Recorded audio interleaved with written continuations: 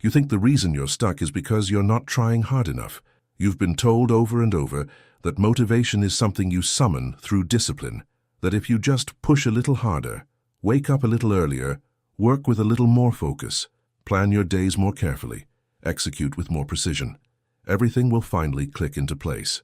You've been taught that the problem is you, your lack of willpower, your inability to stay consistent, your weakness in the face of discomfort, your tendency to give up when things get difficult. That sounds reasonable, doesn't it? It sounds like common sense.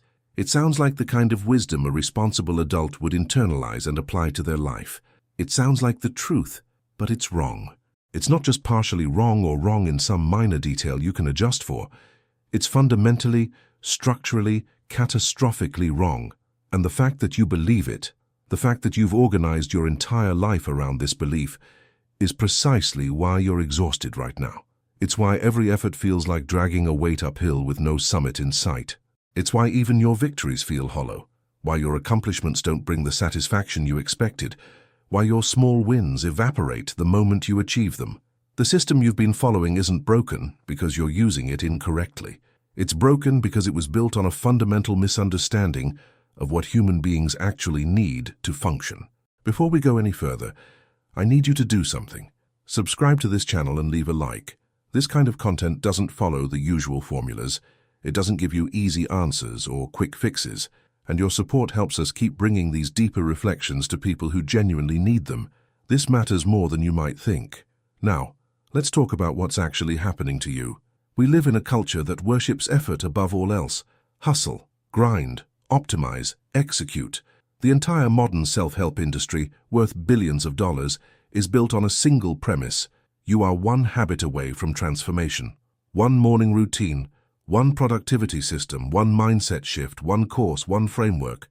And if you're not transforming, if you're still stuck, if you're still struggling, it's because you haven't committed hard enough, because you're not willing to do what it takes, because you're weak. This model makes a very specific promise. It says that if you work harder, if you discipline yourself more strictly, if you push through resistance with enough force, if you ignore your doubts and your fears and your exhaustion, you will eventually arrive at peace, at fulfillment, at emotional stability, at the life you've been chasing. But look around you right now. Look at the people who have followed this advice to the letter. The ones who wake up at 5 in the morning, every single morning, no matter how tired they are. The ones who track every metric, who measure every input and output of their lives. The ones who have built successful careers, perfect routines, impressive bodies, impressive portfolios. The ones who, by every external measure that society provides, should be fine, should be happy, should be at peace. Are they fine? Or are they operating on fumes held together by caffeine and anxiety and the deep, unspoken fear that if they stop moving for even a moment, something inside them will completely collapse? If the model were true, if effort really did produce peace, then discipline would produce satisfaction, success would produce rest, achievement would produce contentment. Instead, what we actually see is this: people working themselves into complete exhaustion while feeling absolutely nothing. People achieving goals and then immediately, almost desperately, creating new ones because the old ones didn't deliver what they promised. People who are functional, competent, successful by any standard, and completely, utterly empty inside. That's not a failure of willpower. That's not a personal defect. That's a structural error in how we understand human psychology. Here's what I want you to do. Don't argue with this yet. Don't defend yourself. Don't explain why your situation is different. Just observe. Think back to a moment in your life when you felt truly stuck. Not busy, because being busy is easy. Not stressed, because stress at least implies movement. I mean stuck. That specific kind of paralysis where you know exactly what you should be doing, you understand the steps, you can see the path clearly, but you cannot make yourself take it. Where every task, no matter how small, feels like it's behind thick glass. You can see it, you understand it, you know it needs to be done, but you cannot reach it. You cannot make contact with it. Now, in that moment, what were people telling you? They were telling you to try harder, to stop overthinking and just do it, to take action, any action, to be more disciplined, to get out of your own way, to stop making excuses, to stop being lazy, to grow up. And what happened when you actually tried to follow that advice? It didn't work, did it? Or maybe it worked for a few days, maybe even a week, and then the paralysis returned. heavier than before, more suffocating than before, because the advice wasn't addressing the actual problem. It was addressing a symptom. It was like trying to fix a car that won't start by yelling at the dashboard. The dashboard isn't the problem, the engine is the problem. But everyone's looking at the dashboard. The real issue wasn't that you were weak. The real issue was that you were trying to run a system on a foundation that didn't exist. This is where everything inverts. This is where the entire logic collapses and rebuilds itself. You've been taught your entire life that the problem is lack of motivation, lack of drive, lack of discipline, lack of commitment, lack of focus, but that's not it. That's not even close to it. The problem is not that you lack motivation. The problem is that you're trying to generate motivation while living at completely the wrong level of need. You're trying to build a life at the top of a psychological structure, while the base of that structure is actively collapsing beneath you. It's not lack of willpower that's stopping you from moving forward. It's the fact that your nervous system is screaming, at a level beneath conscious thought, that something fundamental is missing, and you're trying to override that signal with effort, with discipline, with force. But you can't override it. You were never supposed to override it. Let me say that again, because this is the part that most people miss completely. The part that changes everything once you actually see it. It's not that you're not motivated enough to succeed. It's that your body, your mind, your entire psychological and biological system is actively refusing to move forward because you are standing on nothing, because the foundation isn't there. And that refusal, that resistance you feel, that paralysis, isn't a bug in your psychology. It's a feature. It's protection. It's your system trying to save you from building on sand. Abraham Maslow spent decades studying this exact phenomenon. Not in theory, not in abstract philosophical terms, but in actual human beings, real people with real problems. He wasn't interested in creating elegant models. He was interested in understanding why people break, why they stall, why they collapse even when, from the outside, everything looks completely fine. And what he discovered, what he documented carefully and repeatedly, was this: human beings don't operate on willpower. They don't run on motivation or discipline or positive thinking. They operate on a hierarchy of needs. Needs that must be met in a very specific order. Not because it's moral, not because it's fair, not because someone decided it should be that way, but because that's how the human psychological system actually functions. You can't skip steps, you can't jump levels. You can't fast forward through the foundation and start building the roof. You can't build safety on top of fear. You can't build genuine connection on top of isolation. You can't build meaning on top of emptiness. And you absolutely cannot generate sustainable motivation when your foundational needs are unmet. The system doesn't care how hard you try. It doesn't respond to effort. It doesn't reward discipline the way you think it should. It responds to structure. It responds to foundation. It responds to needs being met in the correct order, in the sequence that evolution designed over millions of years. This is not a moral judgment.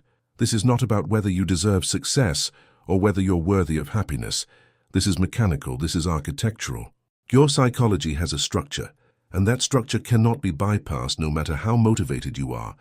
If you're trying to pursue self-actualization, creativity, purpose, growth, meaning, contribution, all of those beautiful high-level goals that everyone tells you to focus on, that every self-help book insists should be your priority, while your base is unstable, your mind will shut down the entire operation. Not because you're lazy, not because you're weak, not because you lack ambition or vision, because you're unsafe, because the system has detected a fundamental threat at the foundation level and is refusing to allocate resources to anything except survival. It's doing exactly what it's supposed to do. It's protecting you from wasting energy on things that don't matter when the foundation is crumbling. And no amount of discipline, no amount of willpower, no amount of motivation, no amount of positive thinking or visualization or affirmations will override that. You're not fighting against laziness. You're fighting against millions of years of evolutionary programming designed to keep you alive. Think about it like this, and really let this metaphor sink in. If you were sitting in a room, working on something important, something meaningful, and the floor started to crack beneath you, would you keep working on your novel? Would you keep optimizing your daily schedule? Would you keep planning your next career move? Or would every single part of you become instantly, completely focused on one thing, getting to stable ground? That's not a choice you make consciously. That's not a decision. That's biology, that's survival architecture built into every human being. Your mind works exactly the same way. If your basic needs, security, stability, genuine connection, physical safety, are not met, your brain will not let you focus on higher pursuits. It doesn't matter how much you want to. It doesn't matter how much potential you have. It doesn't matter how many goals you set or how many vision boards you create. The system will not cooperate. It will redirect every available resource toward establishing the foundation. And here's the cruel part, the part that makes this so devastatingly hard to see. In modern life, in developed countries, in functional societies, you can survive without meeting those foundational needs.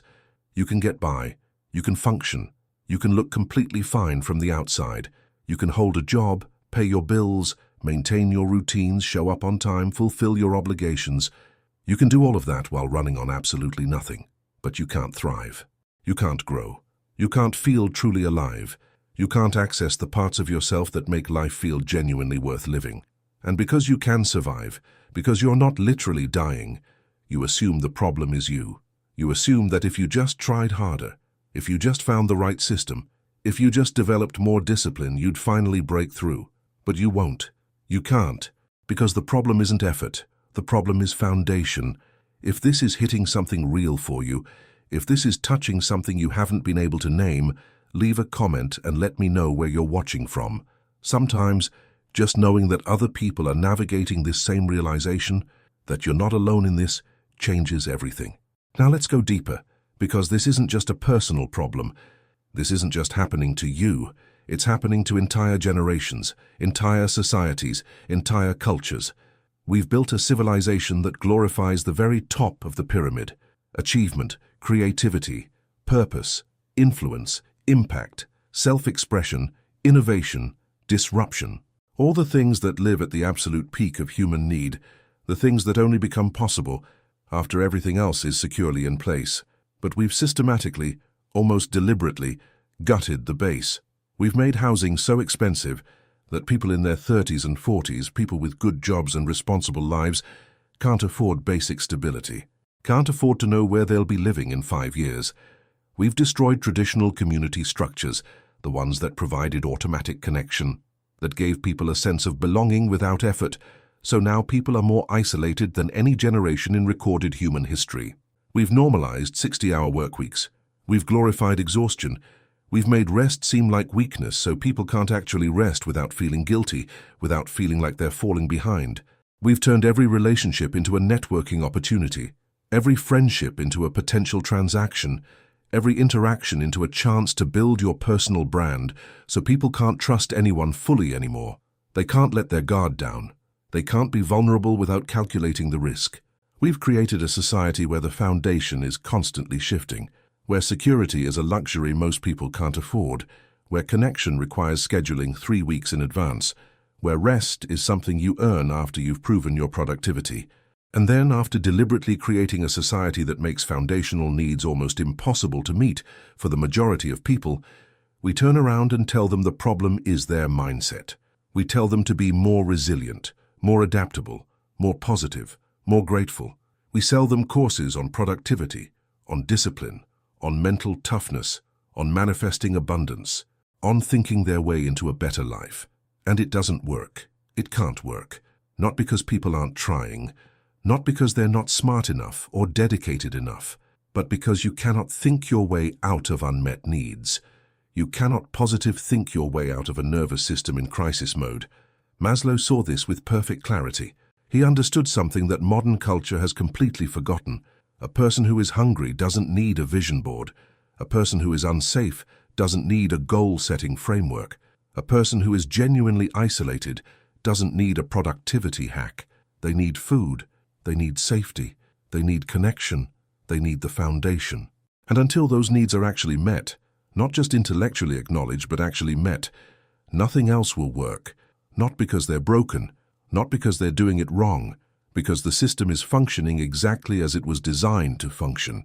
This is why therapy sometimes fails people, why self-help sometimes makes things actively worse, why people can read all the books, take all the courses, try all the strategies, hire all the coaches, and still feel completely stuck, because they're trying to fix the wrong layer. They're trying to solve a foundation problem with roof-level solutions. They're trying to build a roof while standing on sand. And you don't like this idea. I know you don't. It contradicts everything you've been taught, everything you've internalized, everything you've built your identity around. It feels like giving up. It feels like saying that effort doesn't matter, that hard work is meaningless, that you have no control. It feels like admitting that you're powerless. But that's not what this is. That's not what I'm saying at all. This is about accuracy. This is about understanding how the system actually works, instead of how you wish it worked. Your mind doesn't negotiate with reality. It doesn't care what you believe about how things should function. It doesn't care what motivational speakers tell you. It doesn't care what culture demands of you. It operates according to structure, according to architecture, according to laws that existed long before you were born and will exist long after you die. And if the structure is wrong, if the foundation is missing, no amount of effort will make it right. You can't willpower your way past biology. You can spend 10 years trying to motivate yourself into productivity while your nervous system is stuck in permanent survival mode. You can spend 10 years reading books, setting goals, creating systems, optimizing routines, tracking habits. And at the end of those 10 years, you will be exactly where you started, exhausted, confused, still blaming yourself for not trying hard enough. Or you can stop. You can look at the actual foundation, and you can ask a completely different question. Not, why am I not motivated? But what need is unmet right now? Not why can't I push through this, but what is my system trying to protect me from? Not what's wrong with me, but what's missing from my foundation. That shift, that reframing, changes everything. It changes how you see yourself. It changes how you approach your life. It changes what's possible. Because once you stop fighting your own biology, once you stop treating your nervous system like an enemy that needs to be conquered or overridden, you can actually start building something real, something sustainable, something that doesn't collapse the moment you stop forcing it.